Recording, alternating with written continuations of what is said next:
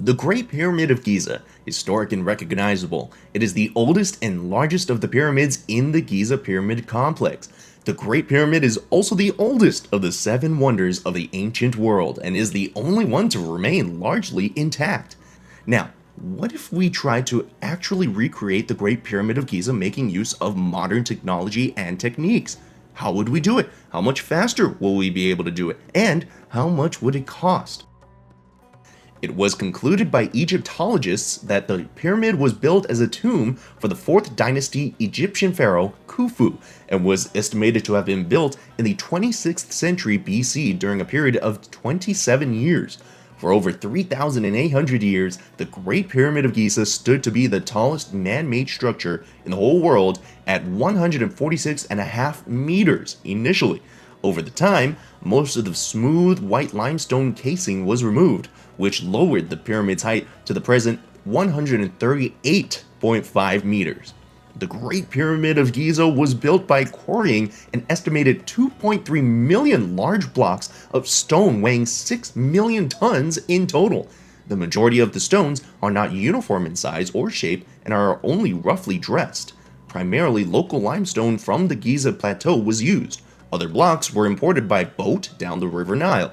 These stones were white limestone and granite blocks weighing up to 80 tons. A hillock forms the base in which the pyramids stand. It was cut back into steps and only a strip around the perimeter was leveled. The bedrock reached a height of almost 6 meters above the pyramid base. Along the side of the base platform, a series of holes were cut in the bedrock. A hypothesis states that they held wooden posts used for alignment. Another theory on the alignment states that the water was used, but it is unclear how practical and workable such a system would have been. The Greeks believed that slave labor was used, but modern discoveries made at nearby workers' camps associated with construction at Giza suggest that it was built by thousands of conscript laborers instead. There are 3 known chambers inside the Great Pyramid of Giza. The lowest was cut into the bedrock, upon which the pyramid was built, but remained unfinished.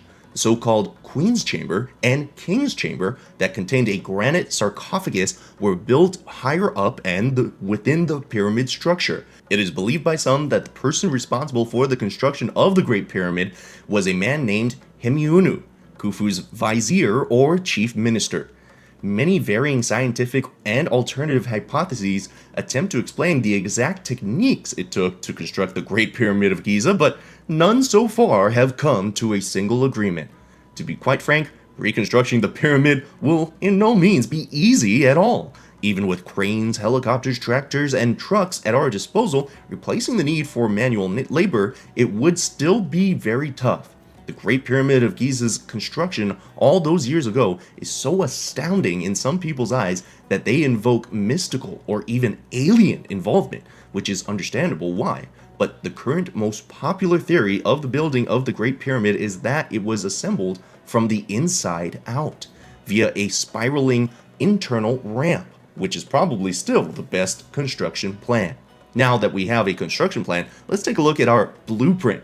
The pyramid is 230.4 meters long on each side, 146.5 meters high, and composed of 2.3 million stones weighing nearly 3 tons each for a total hefty mass of 6.5 million tons. Legend has it that the structure was erected in just 27 years' time, meaning that a block had to have been moved into place about every 5 minutes each day and night.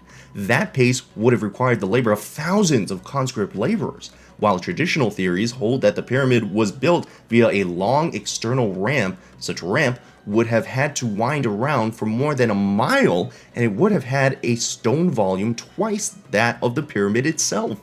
A new, more economical theory gaining traction amongst architects and Egyptologists holds that the bottom third of the pyramid's height was constructed by stones dragged up an external ramp, but above that, the Egyptians worked their way up through the inside of the structure, building around a gently sloping internal ramp and fitting stone blocks into place as they ascended. Furthermore, the workers could have reused the stones quarried for the external ramp to build the pyramid's upper echelons so that nothing went to waste. A French architect, Jean-Pierre Houdin, who developed the internal ramp theory, collaborated with a team from a 3D graphics firm to create a virtual model of the construction process. He later stated that an inside-out construction would be the best way to build the Great Pyramid of Giza. I am quite sure we could do the same today, and it would be the most economical method. Instead of people pulling the sleds that carry the stones up ramps, we would use modern equipment. Just as cranes are lifted to the tops of skyscrapers today, a helicopter would apposition a crane onto a flat top of the pyramid, which it will set the construction materials into place. Of course, relying on the cranes alone would not suffice.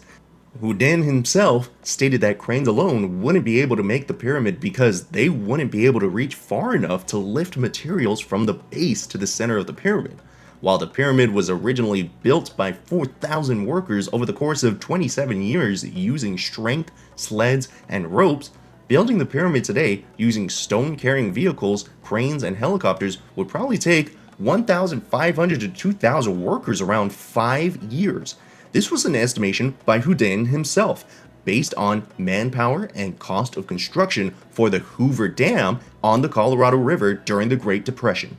The dam contains a volume of concrete roughly equal to the stone in the pyramid. With all of that into consideration, Houdin calculated that a complete reconstruction of the Great Pyramid of Giza would cost a good, hefty amount of $5 billion. To compare, the One World Trade Center costed $4.1 billion, and the Cosmopolitan in Las Vegas cost $4.4 billion.